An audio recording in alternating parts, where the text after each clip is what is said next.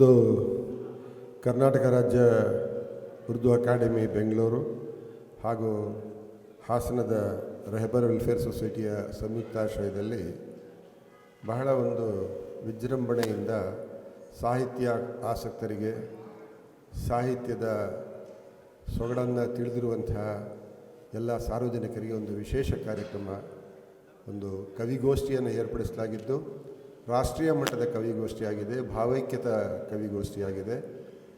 ಸಾಮಾನ್ಯವಾಗಿ ಕವಿಗೋಷ್ಠಿಗಳು ಅಂತ ಹೇಳಿದ್ರೆ ನಮ್ಮ ಹಾಸನದ ಪರಂಪರೆ ಇದು ಪ್ರಾರಂಭ ಆಗದೆ 10:30 ಆದಮೇಲೆ,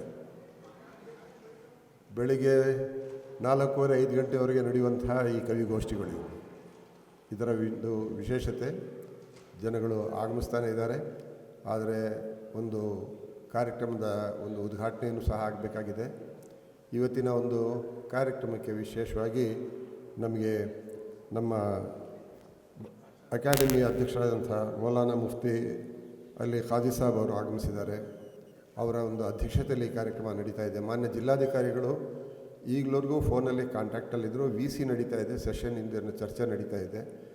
ನನಗೆ ಸಮಯ ಆದರೆ ನಾನು ಬರ್ತೀನಿ ಅಂತ ಹೇಳ್ಬಿಟ್ಟು ಹೇಳಿದ್ದಾರೆ. ಇನ್ನೂ ಅವ್ರ ಆಫೀಸಲ್ಲೇ ಇದ್ದಾರೆ.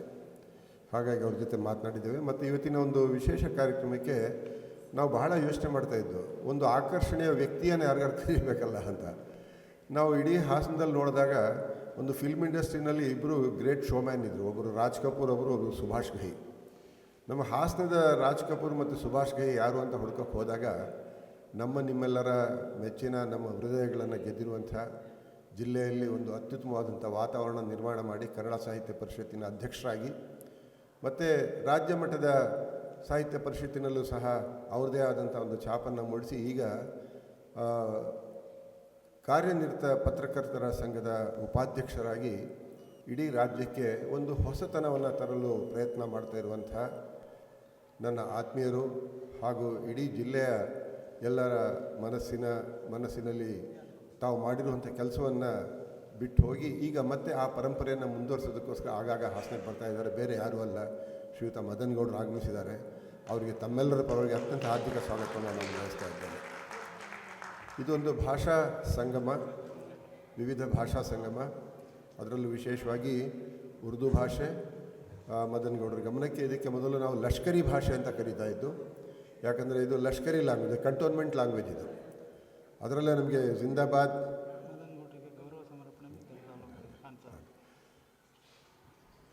ಈ ಸ್ವತಂತ್ರ ಚಳುವಳಿಯಲ್ಲಿ ಅತಿ ಹೆಚ್ಚು ಪ್ರಭಾವ ಬೀರಿದಂಥ ಒಂದು ಘೋಷಣೆ ಜಿಂದಾಬಾದ್.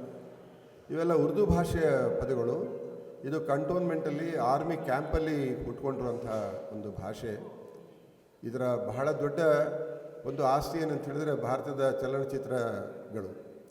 ಯಾವಾಗ ಪ್ರತಿಯೊಬ್ಬರು ಸಹ ಇಲ್ಲಿ ಹಿಂದಿ ಚಿತ್ರಗಳು ಅಂತ ಹೇಳ್ಬಿಟ್ಟು ಹಾಡು ಹೇಳ್ತೇವೆ, ಆ ಹಿಂದಿ ಚಿತ್ರಗಳು ಅಂತ ಒಂದು ರೀತಿಯಲ್ಲಿದ್ದರೂ ಸಹ ಅದನ್ನು ಬರೆದಿರೋರೆಲ್ಲ ಉರ್ದು ಸಾಹಿತಿಗಳು.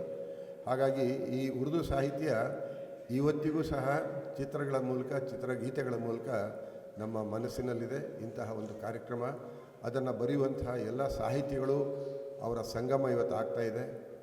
ಸ್ವಲ್ಪ ಕ್ರಮೇಣ ಸ್ವಲ್ಪ ಬಿಸಿ ಏರ್ತಾ ಇದೆ.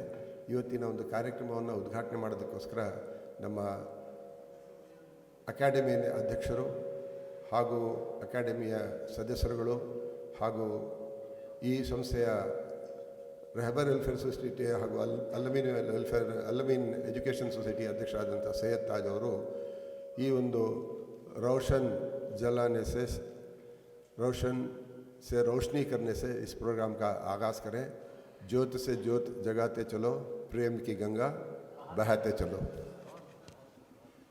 ಶ್ರೀಯುತ